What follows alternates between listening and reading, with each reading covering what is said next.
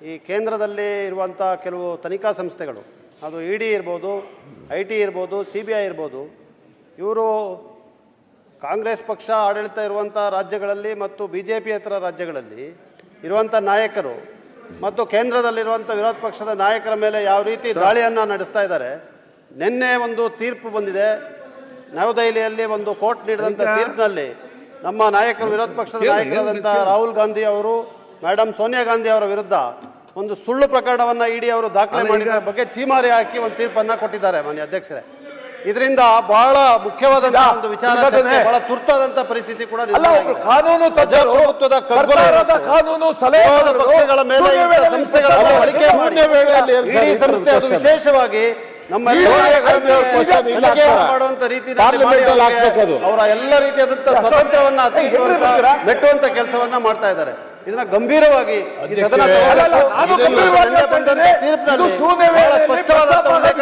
ಅಧ್ಯಕ್ಷರೇ ಏನ್ ಹೇಳ್ತಾರೆ ಅಂತ ಹೇಳಿದ್ರೆ,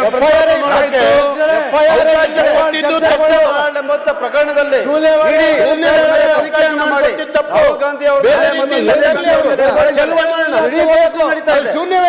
ಇನ್ನೊಂದು ಉದಾಹರಣೆ ತಮಗೆ ಕೊಡ್ಬೇಕಂದ್ರೆ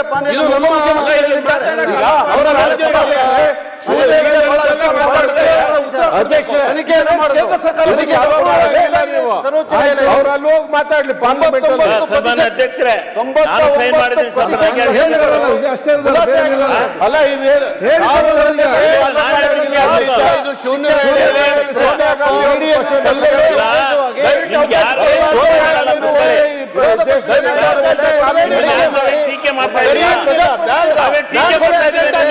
ಸಂವಿಧಾನದ ಕಗ್ಗೊಲೆ ಇದರ ಬಗ್ಗೆ ಚರ್ಚೆ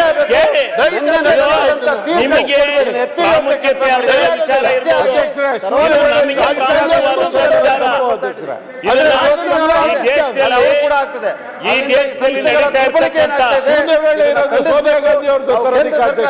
ಸಲಹೆಯನ್ನ ಕೊಡಬೇಕು, ಒಂದು ತೀರ್ಮಾನವಾಗಿ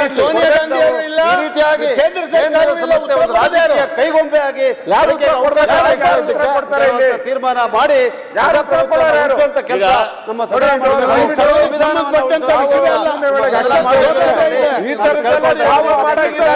ಚರ್ಚೆ ಬಹಳ ಮುಖ್ಯ ಸಂಬಂಧ ಇದ್ದಿದ್ದ ವಿಚಾರ. ಒಂದು ಕಾನೂನಿನಲ್ಲಿ ಒಂದು ತನಿಖೆ ಮಾಡಬೇಕಾದ್ರೆ ಅವಶ್ಯಕತೆ ಇರ್ತದೆ. ಇಲ್ಲಿ ಉತ್ತರ ತನಿಖೆಯನ್ನ ಮಾಡಿ ಅವ್ರಿಗೆ ಇಲ್ಲದೆ ಇರುವಂತ ಸಾರ್ವಜನಿಕವಾಗಿ ಅವರಿಗೆ ಬಿಡ್ಲಿಕ್ಕೆ ಸಾಧ್ಯ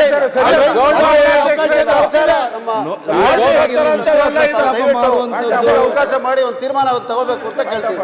ಸನ್ಮಾನ್ಯ ಅಧ್ಯಕ್ಷರೇ, ನಾನು ಸಿಗ್ನೇಚರ್ ಹಾಕಿದ್ದೀನಿ ಅದಕ್ಕೆ.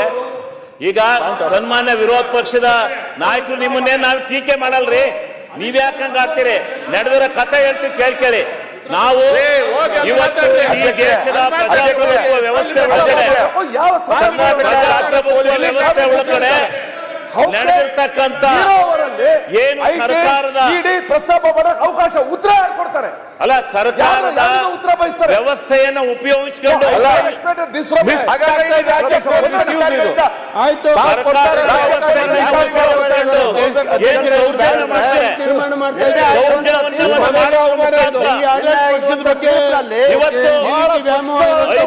ಸುಪ್ರೀಂ ಕೋರ್ಟ್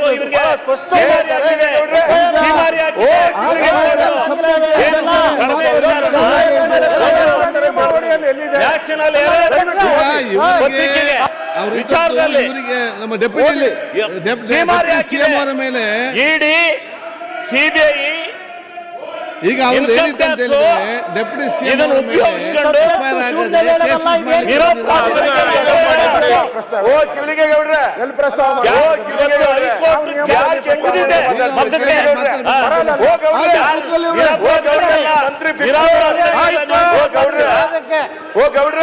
ಬೇಡ, ನೆಕ್ಸ್ಟ್